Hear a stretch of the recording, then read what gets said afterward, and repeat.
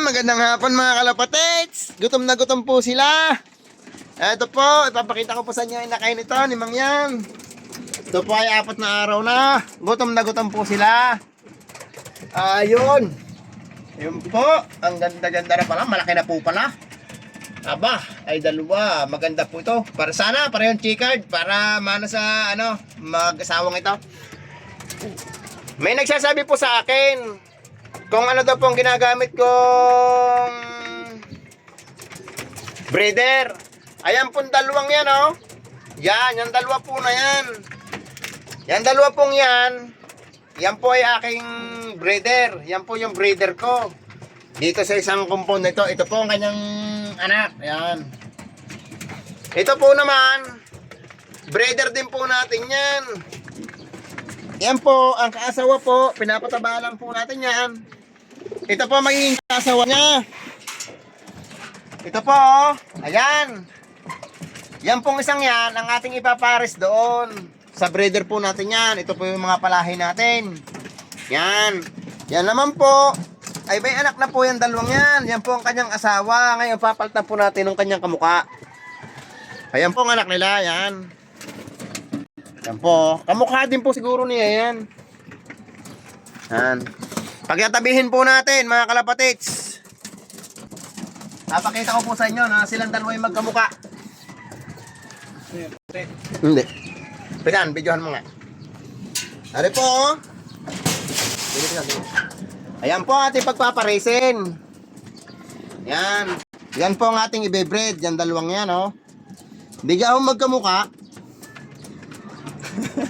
Huwag ka singawig. Pero nagsusubo pa po yan, kaya hindi pa po natin siya ipapares. Bago po lang ang dating yang isang yan. Bagong bili po natin yan. Ayan po, yan. Yan po ang dalawang yan. Tiga huy magkamukha. Para magaganda po ang labas.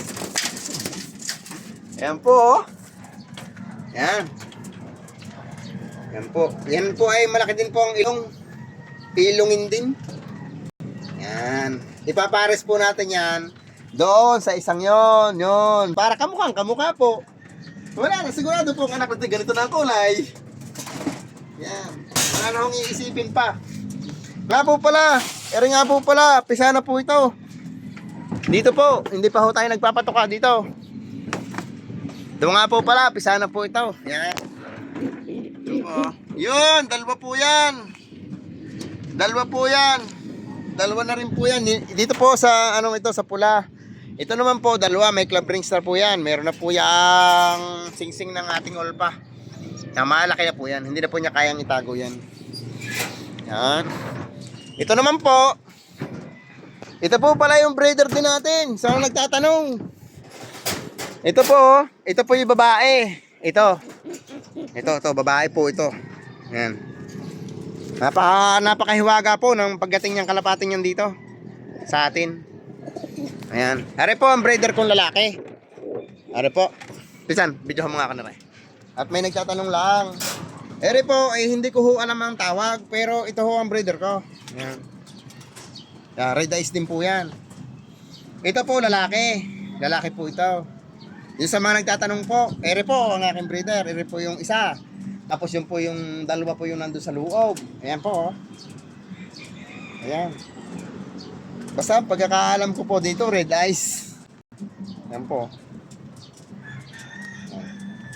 Saka maganda po siya, malaking kalapate. Malaki talaga.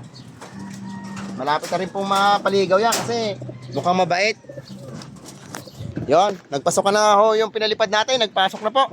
Ito nga po pala, yung si Tito Borda. Dito po natin siya pinare sa off color. Yan po. May itlog na din po yan. Dalawa na rin pong itlog. Yan. Po. Malaki-laki din po yung asawa ni Tito Borda. Malaki po yan eh. Malaki din po si Tito Borda. Kaso, titinan po natin kung anong lahi ang lalabas. Dahil magkaiba ho ng kulay. Ito naman po, yung ina nung ating po yan nung ating blue bar doon na dalawa. Ayan na po ang inahin. Dalawa din po itlog niyan. Yan.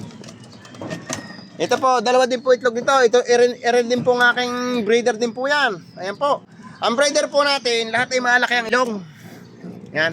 Ang ginamit ko pong breeder, yan, ganyan kalalaki ang ilong. Yan po. Yan. Saka po yan. Puro malaki po ang ilong ng ating breeder. Hanggang doon lang po mga kalapatids. Yung nagtatanong po, yun po ang ating breeder. Maraming salamat po. Sige po, mga kalapatids. Shoutout po sa nagtatanong po. Yun po ang aking breeder. Yun po ang mga lalaki. Puro malalaki po ang ilong.